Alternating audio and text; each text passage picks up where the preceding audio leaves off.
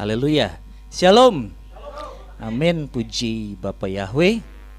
Ya, selamat sore dan saya mengucapkan selamat tahun baru buat kita semua ya. Puji Bapa Yahweh. Tahun yang baru, semangat yang lebih, bersukacita dan juga dengan penuh api-apian kepada Bapa Yahweh ya. Kita mempersembahkan yang terbaik kepada Bapa Yahweh. Ya, puji Bapa Yahweh, langsung aja. Pada sore hari ini kita akan buka kitab kita saudara ya, dari Bilangan 13 ayat 25 sampai 33. Bilangan 13 ayat 25 sampai 33. Lalu kita akan melanjutkan lagi dengan Bilangan 14 ayat ke-6 sampai 10 ya, ada 2 kali pembacaan ya. Bilangan 13 ayat 25 sampai 33 ya. Kita akan membaca seperti yang tertulis di depan. Saya akan baca ayat yang ganjil, Bapak Ibu silakan baca ayat yang genap. Bilangan 13 ayat 25. Ketika mereka kembali dari mengintai negeri itu pada akhir hari yang ke-40.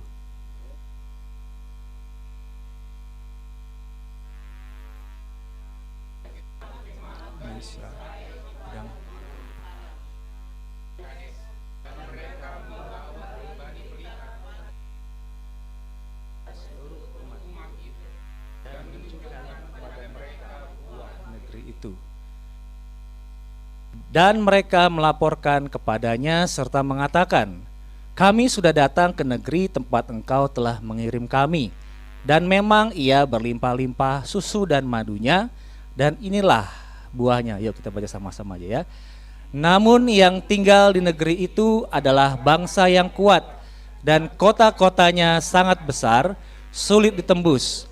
Dan lebih lagi kami sudah melihat orang-orang enak di sana. Orang Amalek tinggal di tanah Negeb, dan orang Het, dan orang Yebus, dan orang Amori tinggal di bukit, dan orang-orang Kanaan tinggal dekat laut dan pada sisi sungai Yordan. Namun Kaleb menenangkan bangsa itu di hadapan Musa serta berkata, kita pasti akan maju dan memiliki negeri itu, karena kita sanggup menguasainya. Tetapi orang-orang yang telah pergi ke sana bersama-sama dengannya berkata, kita tidak sanggup untuk maju melawan bangsa itu, karena dia lebih kuat daripada kita.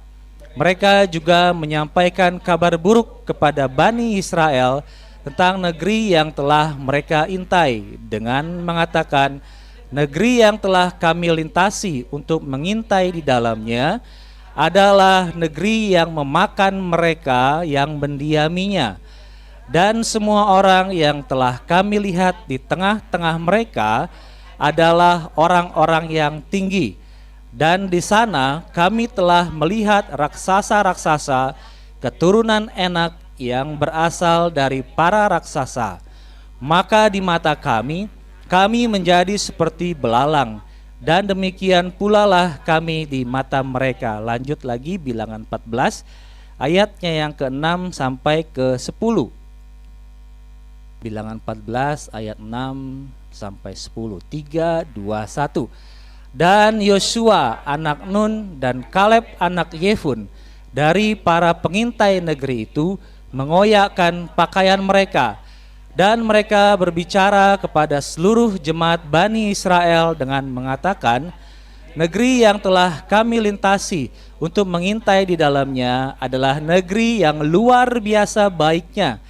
Jika Yahweh berkenan kepada kita, maka Dia akan membawa kita masuk ke dalam negeri itu dan akan memberikannya kepada kita, negeri yang berlimpah-limpah susu dan madunya.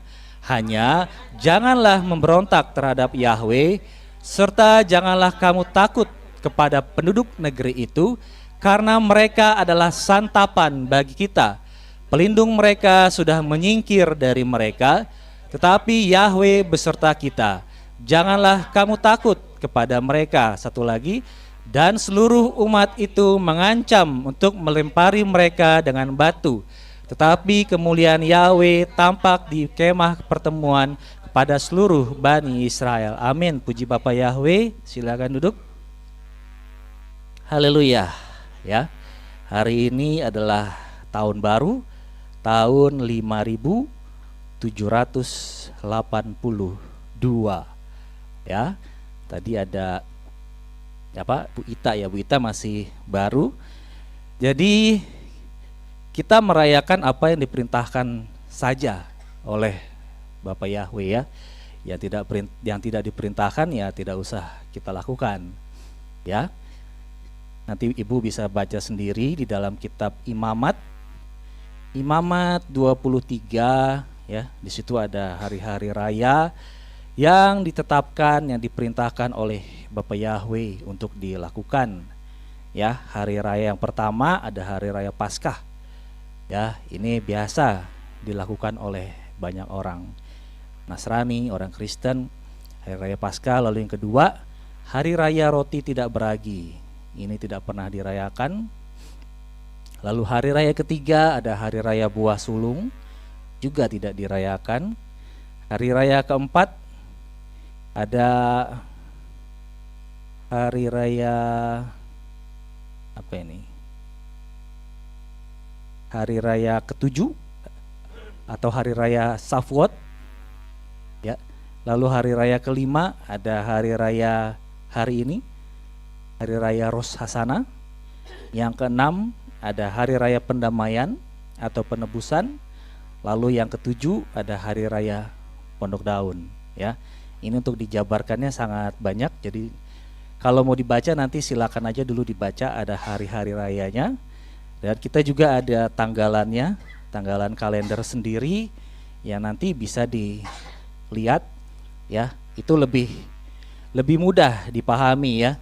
Mungkin kita berpikir, oh kalau hari raya Paskah, kalau kita ditanyain, misalkan kita ditanyain, Denny ulang tahun tanggal berapa? 4 Mei. Tanggal 4 Mei jelas ya, tanggal 4 bulan Mei. Tapi kalau orang Nasrani, kalau ditanya hari raya Paskah kapan? Tahunnya kalau nggak bulan Maret ya bulan April. Tanggalnya tanggal berapa? Nggak tahu ya. Karena apa? Nggak ada kejelasan. Kalau pakai kalender yang Indonesia ya. Tapi apabila kita menggunakan kalender Ibrani, itu jelas ada bulan-bulannya, ada bulan Nisan ya, di hari raya Paskah nanti bisa dibaca tanggal ke-14, lalu tanggal 15 dan selanjutnya. Sekarang ini adalah kalau di penanggalan Ibrani adalah bulan pertama di tahun 5782, hari raya peniupan nafiri atau hari raya Rosh Hashanah atau dibilang tahun baru. Ya, kenapa dibilang tahun baru? Rosh Hashanah, Rosh artinya kepala atau awal, Hashanah artinya tahun. Awal tahun, Rosh Hashanah. Oleh karena itu dibilang juga hari raya peniupan nafiri, maka ada orang yang bilang, oh kalau niup trompet di malam tahun baru itu seperti kebiasaan orang kafir kata mereka ya. Ya mungkin juga ya, karena di hari raya peniupan nafiri ini kan ya memang di tahun baru ini nafiri dibunyikan ya. Mungkin aja mereka mendapatkan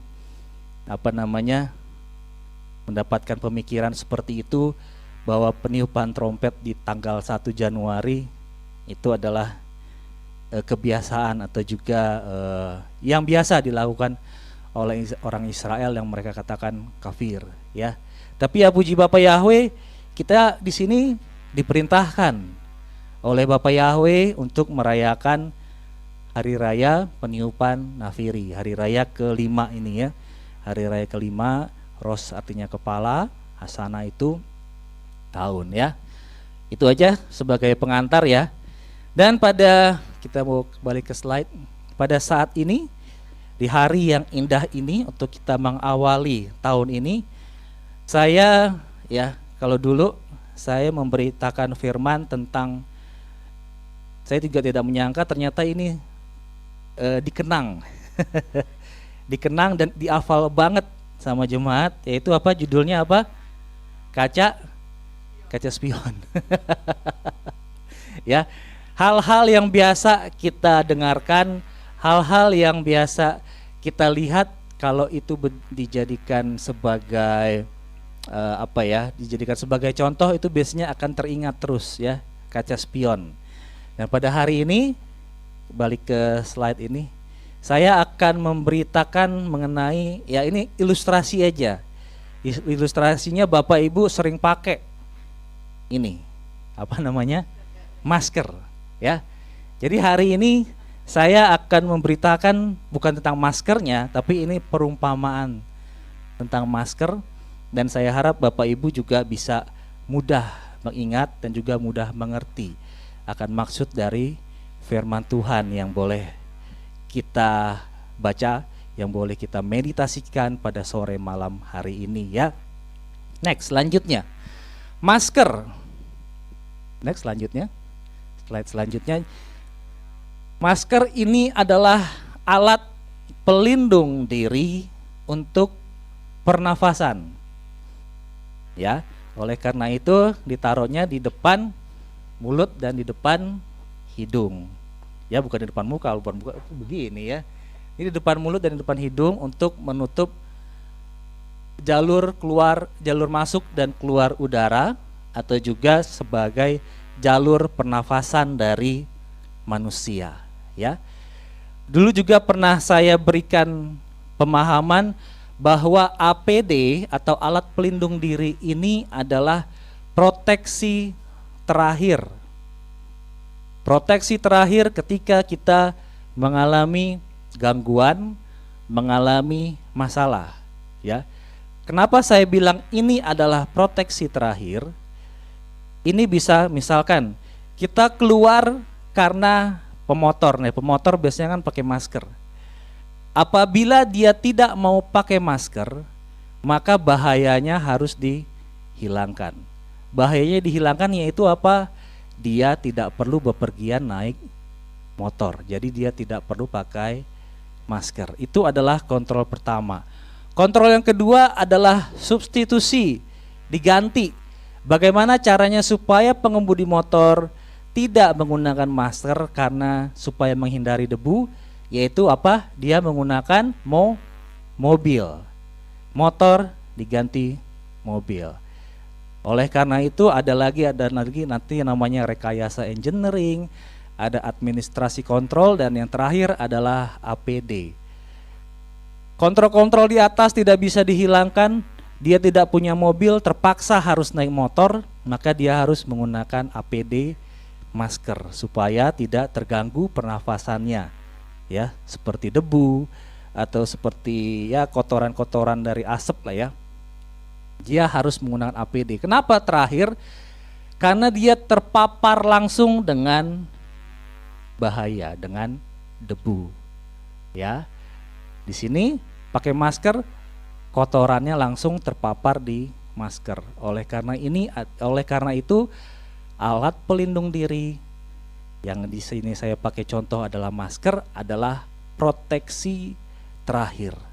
Selama kita masih bisa mengontrol di depannya, itu adalah hal yang lebih baik selain menggunakan masker, ya. Dan juga apabila Bapak Ibu lihat di dalam masker ini, khususnya masker ini ya, masker medis, bukan masker kain.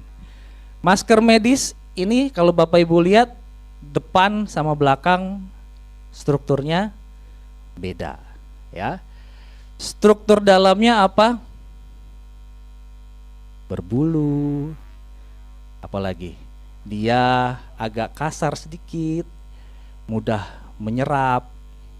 Alasannya apa? Supaya kalau khususnya untuk yang sakit nih, kalau sakit ya, sesuatu yang basah apabila dia menempel pada media yang berbulu, maka dia akan mudah menempel, ya. Misalkan kita punya baju atau punya karpet, itu sangat mudah terkontaminasi dengan debu karena permukaannya berbulu, agak kasar, dan dia memiliki sifat mudah menyerap, ya. Permukaan depan. Permukaan depan kalau Bapak Ibu lihat dari masker ini, dia bertolak belakang dengan permukaan dalam. Permukaan depannya apa? Licin. Kenapa dibikin licin? Yaitu untuk menghindari misalkan ada serpihan abu, terus dia akan langsung jatuh. Tidak terserap oleh si masker, ya. Jadi ini adalah filosofi dari masker. Ya, nanti kita akan lihat kenapa masker ini dijadikan contoh. Nanti kita akan lihat seperti apa yang tertulis di dalam kitab firman Tuhan yang boleh kita baca barusan ya.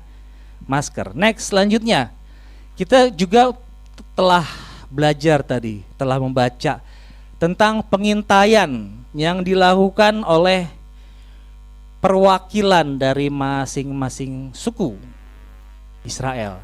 Ada berapa? Ada 12 orang, ya. Ada 12 orang yang dijadikan perwakilan. Kalau yang ya kita juga sudah pernah membaca ya. Jadi perwakilan-perwakilan orang ini jumlahnya tidak sedikit. Jumlahnya ribuan. Jumlahnya ribuan.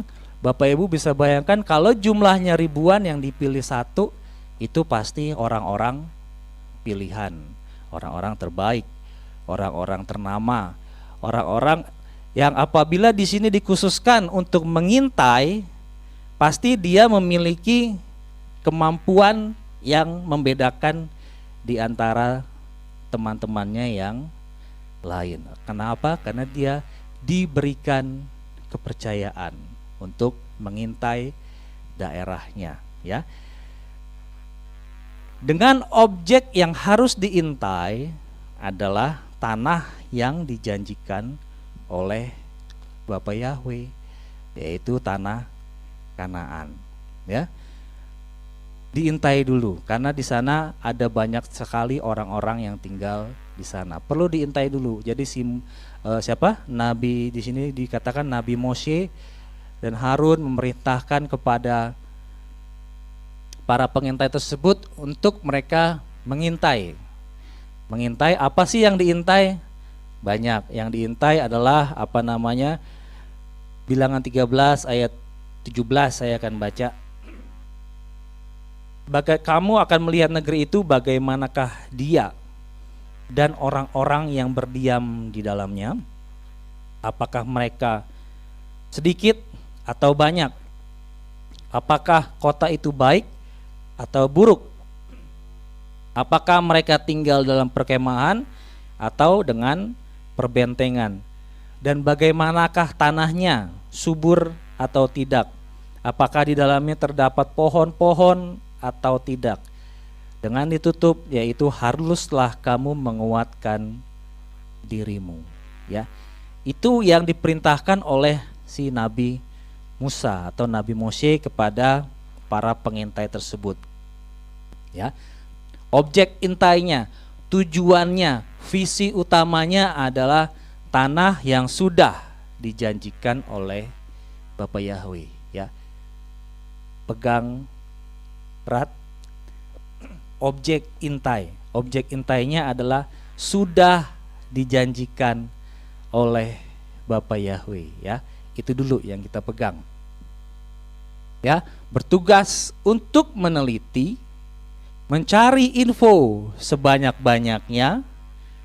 Namun dari antara orang-orang tersebut ternyata ada perbedaan pandangan. Ya, ada perbedaan pandangan ketika mereka mengintai tanah yang sudah dijanjikan oleh Bapa Yahweh, ya. Next, selanjutnya.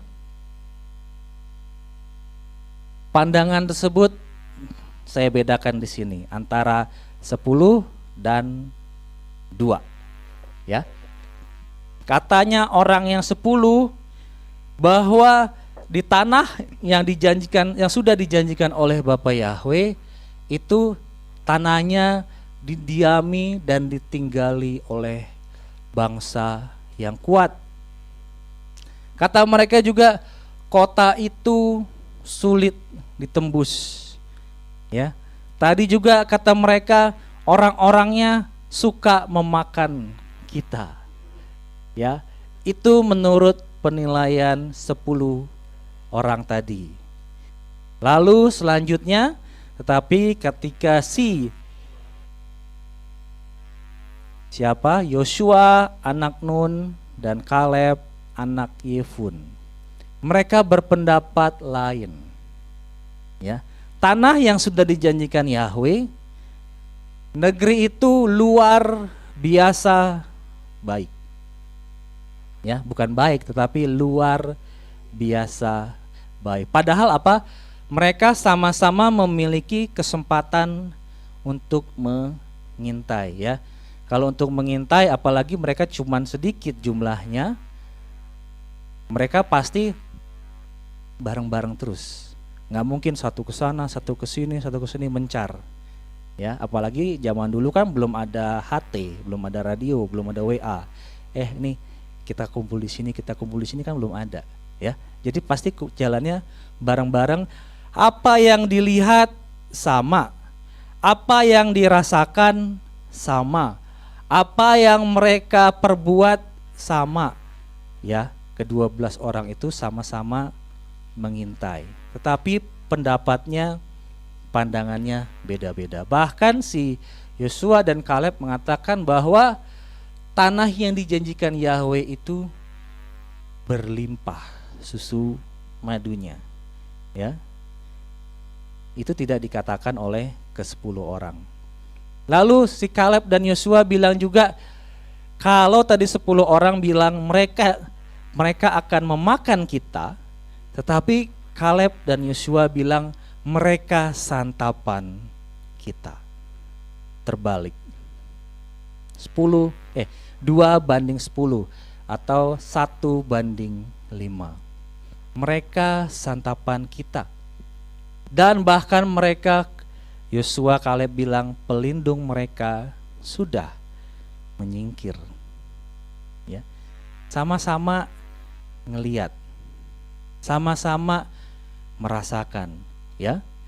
Kita jemaat anak domba Adonai di tempat ini sama-sama menjalani hidup, ya. Sama-sama memiliki masalah, sama-sama tinggal di Indonesia, sama-sama tinggal masih di daerah provinsi Jawa Barat, DKI Jakarta, masih sama.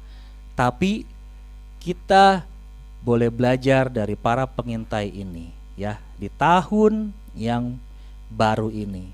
Apakah kita memiliki sudut pandang yang itu atau sudut pandang si Yosua dan Kaleb, ya? Sama-sama berbeda pandangannya, ya. Kalau di sini saya mengumpamakan apa? Jadi dari ribuan orang suku itu diambil satu, saya mengumpamakan bahwa ribuan orang itu adalah jemaat. Satu itu adalah pelayan Tuhan. Ya, kita bisa lihat bahwa sesama penyembah Bapa Yahweh aja memiliki pandangan perbedaan. Apalagi sesama yang katanya menamakan diri sebagai orang Kristen, menamakan diri sebagai orang Nasrani. Ya, kita boleh melihat, ya, saya boleh melihat, ya. Oh, ternyata begini maksud Bapa Yahweh. Ya. Seperti apa? Babi kembali kepada kubangannya, atau anjing kembali kepada muntahnya, ya. Ya, apa namanya? Ya begitulah. Kita boleh, Tuhan izinkan boleh melihat, dan ternyata ini ya simptomnya sama. Gejalanya sama seperti yang tahun-tahun yang lalu, ya. Waktu itu saya udah pernah kasih lihat, ya, saya cerita sama Papa Moses nih, saya kasih WA-nya. Sama seperti yang tahun-tahun yang lalu. Kalau tidak saya kejar, ya seperti kasih PHP kalau jawaban orang zaman sekarang, apa? Pemberi harapan palsu. Ya, langsung aja saya tembak, masih mau ibadah apa enggak? Ya. Oke, tidak. Oke, cukup. Cukup sudah, ya. Tapi kita di sini boleh belajar, diuji, ya, diberikan kesempatan oleh Bapa Yahweh. Ini loh, ketika kita menjalani masalah, ketika kita menghadapi hal-hal yang mungkin tadi kan kita udah nyanyi apa tadi? Bukan kuat, bukan gagah, tapi rohku, kata Yahweh. Gunung ini dipindahkan, atau ada gunung aku pergi, gunung itu disingkirkan, ya. Tinggal pilih, ada gunung kita mau pindahkan, kita mau singkirkan, atau kita yang kasih jalan, ayo gunung. Seperti apa? Tukang parkir, go, terus. Ya, tidak bisa, tidak mau menghadapi masalah, ya. Gunung tinggi diratakan, ya. Hadapi itu semua bersama dengan Bapa Yahweh, ya. Ini tahun 5782, ya. Ada yang, ya, saya tadi pagi tadi siang saya baru sempat lihat-lihat. Jadi tahun 5782 ini adalah tahun Sabat bagi orang Israel. Saya juga nggak tahu itu benar apa enggak, tetapi ada yang mengatakan bahwa ini adalah tahun Sabat, ya. Ya, kalau dibilang tahun Sabat maksudnya begini. Mungkin orang-orang yang berpikiran itu ngapain sih ibadah hari Minggu? Yang Tuhan perintahkan kan hari Sabat. Nah, sekarang nih tahun 5782, tahun Sabat. Bener nggak? Ini tahun Sabtu dong. Ya. No, Sabat, ya, kan seperti saya bilang, Sabat itu adalah ketujuh, bisa juga diartikan ketujuh, ya. Hari pertama Minggu Rison, Senin Selasa Selisih, ya.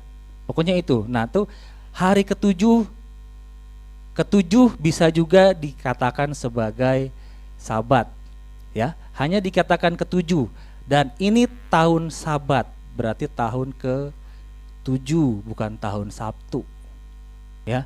Bisa juga Sabat, saya dulu pernah menyatakan Sabat is holiday and holy day, ya. Sabat is holiday and holy day. Ngerti ya maksudnya, ya? Holiday artinya hari libur, kita mengkhususkan diri. Oleh karena itu Tuhan perintahkan kuduskanlah hari Sabat, ya. Jadi mereka yang berkata kuduskanlah hari Sabtu, padahal hari Sabtu mereka tidak benar-benar menguduskan, dari 24 jam hanya kepake 2 jam untuk boleh beribadah kepada Bapa Yahweh, sama aja, berarti tidak menguduskan harinya yang diperintahkan oleh Bapa Yahweh, ya. Sabat is holiday and holy day. Holiday artinya, ini kalau dijadiin satu ya, holiday artinya libur, dan holy day artinya hari yang kudus, hari yang suci, ya. Itu adalah Sabat, ya. Jadi di sini dikatakan tahun Sabat. Jadi katanya di Israel di sana mereka akan berhenti untuk menanam. Pokoknya berhentilah di tahun ini, ya. Ya, ntar kita lihat aja di berita, ya. Maksudnya bagaimanakah tahun Sabat? Karena saya baru baca dan saya juga belum tahu bagaimana cara hitung-hitungan tahun ke-7 itu seperti apa, ya. Itu, ya, dua pandangan yang berbeda dari para pengintai, ya. Kita mungkin sama-sama memiliki masalah, ya, tetapi bagaimanakah cara kita mengatasi masalah, ya. Next, selanjutnya ini adalah hasil intaian. Si ke-10 orang tersebut apa? mereka mengambil kesimpulan sendiri. Ya, orang kan biasa kan ngambil kesimpulan sendiri tanpa tanya Tuhan. Oh, kalau kayak gini berarti Tuhan maksudnya gini gini gini gini. Ya. Padahal yang si Musa perintahkan adalah kamu lihat di sana orangnya bagaimana, hasil tanahnya bagaimana, tapi mereka langsung mengambil kesimpulan. Mereka akan menyantap kita. Ya. Sering kali kita mengambil kesimpulan sendiri. Oh Tuhan, kalau kayak begini berarti Engkau tidak baik sama saya. Ya. Oh Tuhan, kalau kayak begini berarti Tuhan tidak memiliki rencana yang baik untuk saya. Ambil kesimpulan sendiri, ya. Ambil, kalau dalam bahasa sekarang, ambil shortcut, jalan pintas. Ya, mengambil kesimpulan sendiri, ya. Pengintai atau para pelayan Tuhan ini harus menyampaikan kepada rakyat, kepada jemaat hal yang benar, bukan hal yang buruk. Tadi kan kita sudah baca tuh tadi kan.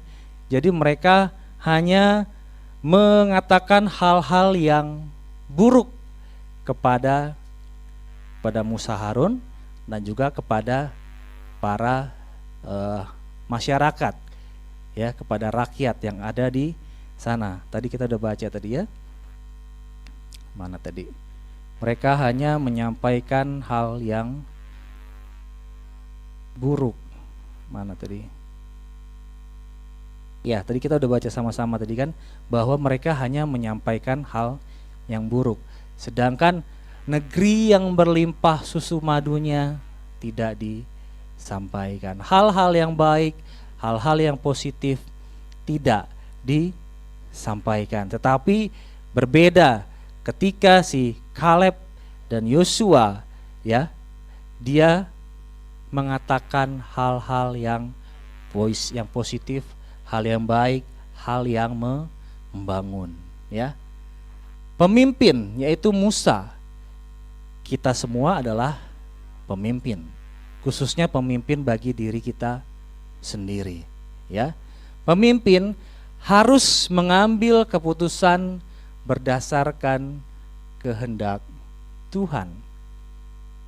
Harus mengambil keputusan berdasarkan kehendak Tuhan. Ya, lihat, si Musa dia ngelihat, oh ternyata setelah ada hal-hal buruk yang menyusup kepada rakyat, hal-hal buruk yang disusupi kepada rakyat, Musa harus bertindak, ya. Dia harus menyampaikan kepada Bapak Yahweh. Ya, langsung aja kita lihat, ya, di dalam kitab Bilangan tadi. Balik ke slide tadi. Nih, dan seluruh umat, Bilangan 14 tadi. Ayat 1, dan seluruh umat itu mengangkat dan mengeluarkan suaranya. Dan orang-orang itu menangis sepanjang malam itu. Kenapa? Karena dengerin hal yang buruk. Dan seluruh Bani Israel bersungut-sungut terhadap Musa dan Harun. Dan seluruh umat itu berkata kepada mereka, dan selanjutnya, ya, disusupi hal-hal yang buruk.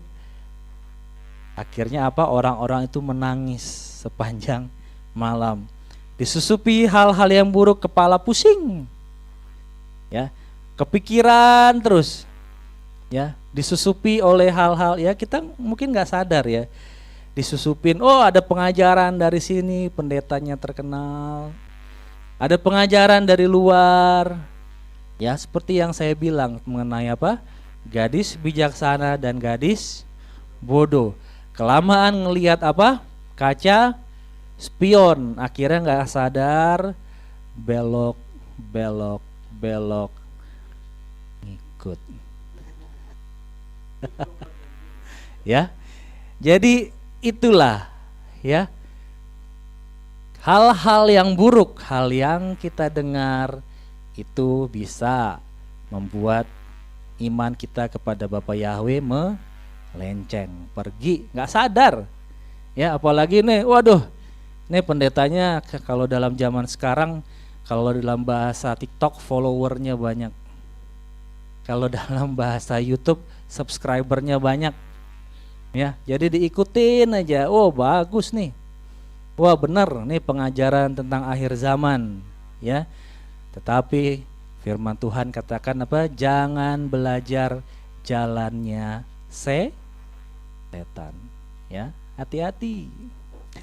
Saya ketawa aja kalau ngelihat orang yang dulu semangat, jangan ini, jangan itu. Ya, dulu awal-awal masih ini kan, masih belum wajib.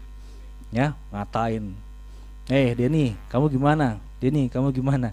Sekarang ketika kena, dar. Pusing. Ya. Kenapa? Karena disusupin hal-hal yang buruk. Ya, ingat di tempat ini saya tidak pernah mengajarkan yang namanya V. Bapak Ibu tahu kan tentang V? Saya hanya mengajarkan bersukacita, bersukacita, bersukacita. Ya, kalau kita mau belajar V itu lebih mudah, saya bisa memberikan gambaran yang lebih banyak dari para penentang Presiden Joko Widodo. Lebih banyak itu saudara, tapi saya tidak mau. Kenapa? Karena itu mengajarkan jalannya setan. Ya, hati-hati. Disusupin, masuk, nggak sadar. Yang saya mau, yang saya ajarkan di tempat ini adalah bersuka cita. Bersuka cita selalu, senantiasa. Seperti tadi pujian tadi kan, bersuka cita, ya. Karena pengajaran yang negatif tadi, kelamaan lihat spion, akhirnya muter, nggak jelas, ya. Oleh karena itu, ujilah segala sesuatu dan peganglah yang baik, yang benar, ya. Kita di sini sudah diajarkan tentang hal-hal kebenaran, ya. Oleh karena itu, ya peganglah apa yang baik, yang sesuai dengan firman Tuhan, ya. Nih, sebagai pemimpin tidak hanya Bapak Gembala, saya juga pemimpin dalam keluarga saya. Bahkan saya sendiri kalau di dalam saya sendiri, saya juga harus memimpin diri saya sendiri. Supaya apa? Karena kerjakanlah keselamatanmu sendiri. Ya.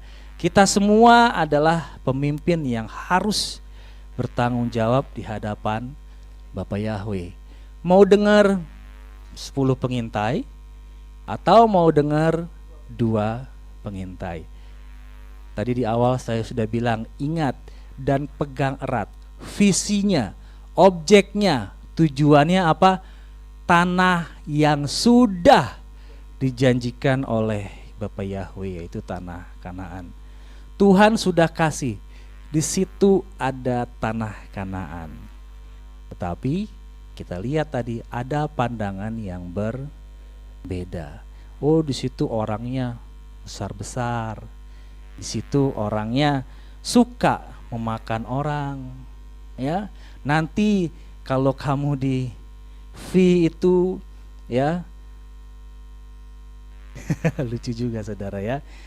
Kalau di V itu nanti kalau 5G sudah hidup akan mati. Ya, ingat di luar negeri 5G udah hidup, tapi orang nggak mati. Di Indonesia, di Jakarta, di PIK, di Pondok Indah, 5G sudah hidup. Sudah hidup saudara. Oh, ini udah lewat. Ya udah, nanti tunggu 2 tahun lagi timernya akan dihidupin, orang akan mati. Ya, pelajarilah jalan-jalan setan. No, saya nggak mau. Ya, karena saya yakin dan percaya 2 Petrus 2 ayat 9, Bapa Yahweh sudah tahu bagaimana cara menyelamatkan orang-orang yang saleh ketika mengalami pencobaan. Ya, silakan aja. 10, 2, 1, 5 itu perbandingannya ya. Next, selanjutnya Inilah fungsi masker rohani. Fungsi masker rohani. Lapisan dalam tadi apa? Untuk menghindari apa yang keluar dari mulut kita. Dari mulut kita ada droplet.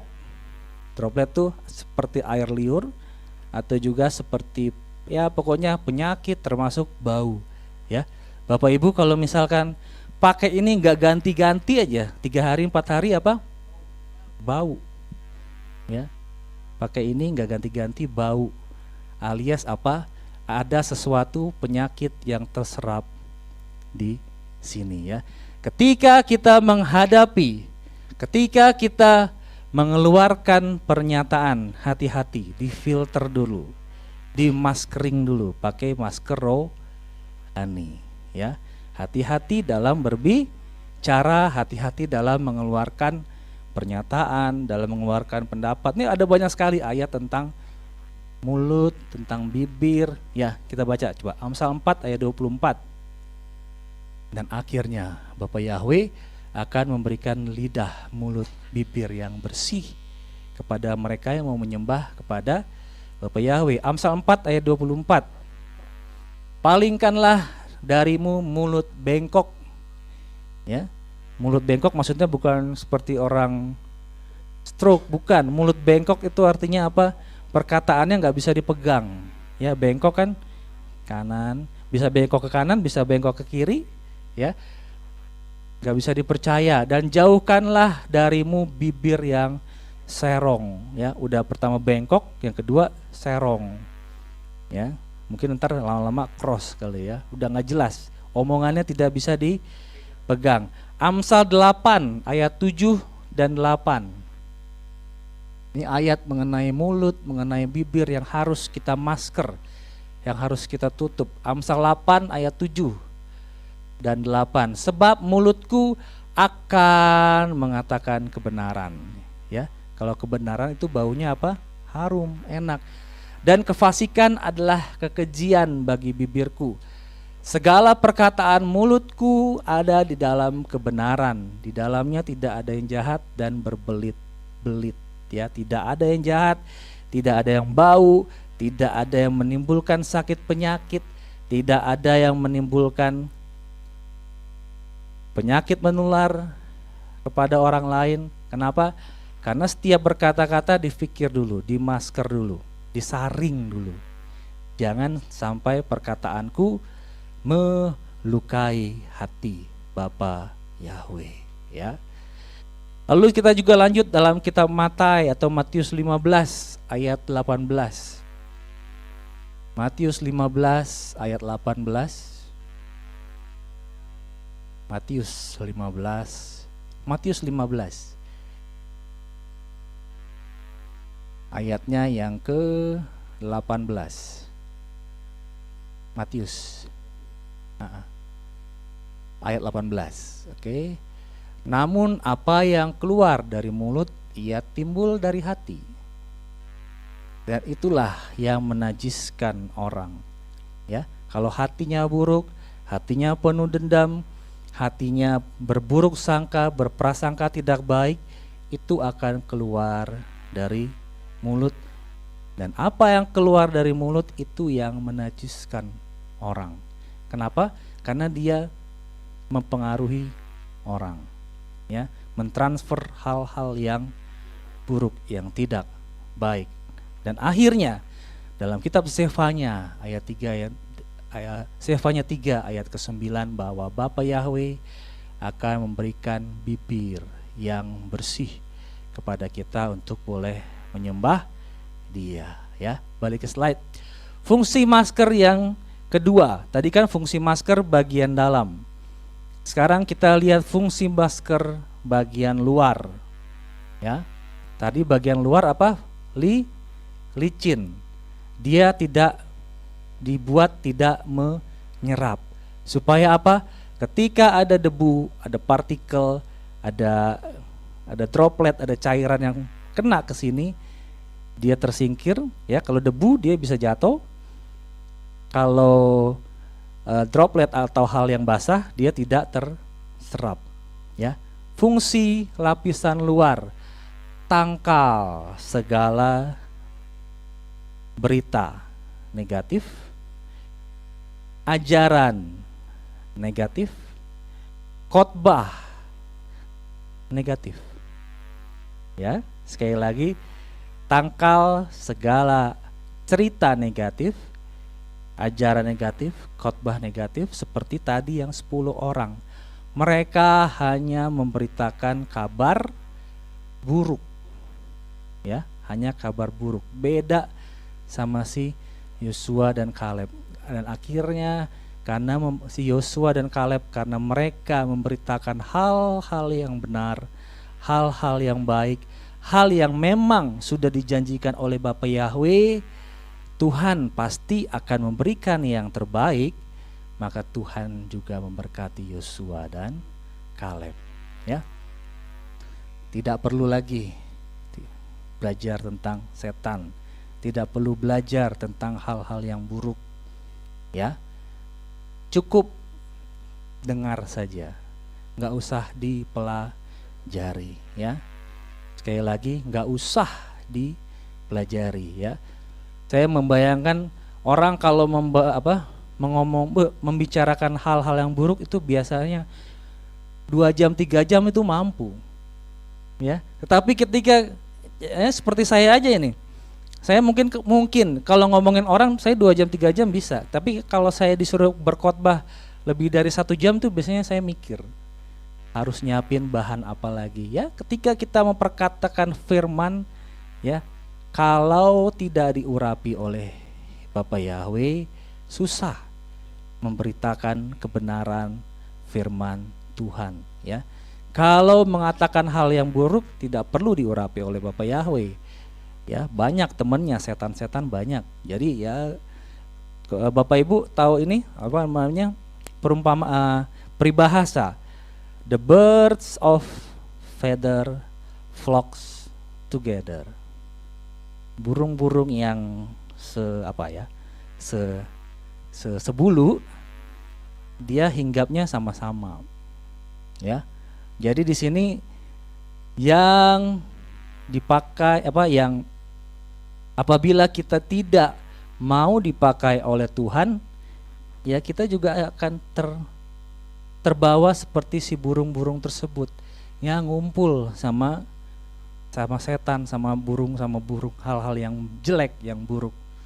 Ya, oleh karena itu kita mau belajar di tahun yang baru ini. Ya, perkatakanlah hal yang positif, hal yang baik, hal yang membangun. Ya, next, selanjutnya pesan di tahun 5782 ini. Ya, pakailah masker rohanimu, masker rohani kita, supaya ngomongnya nggak kebablasan. Ya, nggak kebablasan, tidak menyakiti hati orang lain, tidak merendahkan orang lain. Ya, tetapi kita mau belajar memberkati. Ya, memberkati tidak hanya lewat uang, tapi kita bisa memperkatakan firman itu sudah memberkati banyak orang. Ya, melalui live streaming atau juga siaran-siaran khotbah kita yang di YouTube juga, itu sudah memberkati, menjadi berkat bagi banyak orang. Ya, oleh karena itu ada banyak cara untuk kita menjadi berkat bagi banyak orang. Tuhan katakan, jadilah seperti Yosua dan Kaleb. Perkatakan hal yang positif, hal yang membangun. Tidak usah diungkit-ungkit lagi hal yang buruk, hal yang jelek. Ya, karena di sana Bapa Yahweh udah janjikan, di sana ada tanah Kanaan. Pencobaan yang kamu alami ialah pencobaan biasa. Ya, kalau pandangan orang, mereka akan memakan kita, tetapi pandangan kita yang akan memakan mereka, alias kita yang akan memberikan kekuatan bagi mereka, bukan mereka yang mempengaruhi kita. Ya, gunakan masker rohani. Lalu yang kedua, tahun 5782, kita lihat dari belakangnya aja. 80 2 ya. Bapak Ibu kan pernah belajar tentang gematria. Ya. Ada piktograf, ada gematria. Alef, bet, gimel, dalet itu 1 2 3 4. Kalau 80 itu adalah P. Ya, itu huruf abjad Ibrani ya Bapak Ibu ya. 82 terdiri dari 80 dan 2. 80 itu adalah P yang artinya adalah dalam piktografnya adalah mulut. Ya, nggak kebetulan saya kasih contohnya masker ya, supaya mulutnya ini diperbaharui ya. 82 adalah aksara P yang artinya mulut atau perkataan atau firman ya. 80 dan 2 tadi apa? Alef, bet, gimel, dalet. Berarti yang kedua apa? Bet. Bet itu Bapak Ibu tahu Betel, Bait Elohim, Betel ya. Bet itu adalah bait, rumah ya, rumah atau juga ya inilah tempat bernaungnya kita ya. Tadi apa? P itu mulut, bet itu rumah. Jadi senantiasa pesan Tuhan di tahun 5782 ini adalah perkatakan firman Elohim di dalam rumahmu ya, atau taruh firman Elohim di dalam rumah kita, dan kita adalah baitnya Elohim, baitnya Yahweh ya. Jadi senantiasa di tahun 5782 ini firman Tuhan, firman Elohim harus ada di dalam rumah kita masing-masing secara pribadi atau juga rumah kita dalam keluarga. Haleluya, puji Bapa Yahweh. Itu saja firman Tuhan yang boleh saya bagikan pada sore malam hari ini. Biar kiranya di tahun yang baru ini ya, sekali lagi perkatakanlah firman Tuhan, perkatakanlah yang benar ya, biar kiranya firman Elohim itu sungguh ada di dalam hati, di dalam kehidupan kita semua. Puji Bapa Yahweh.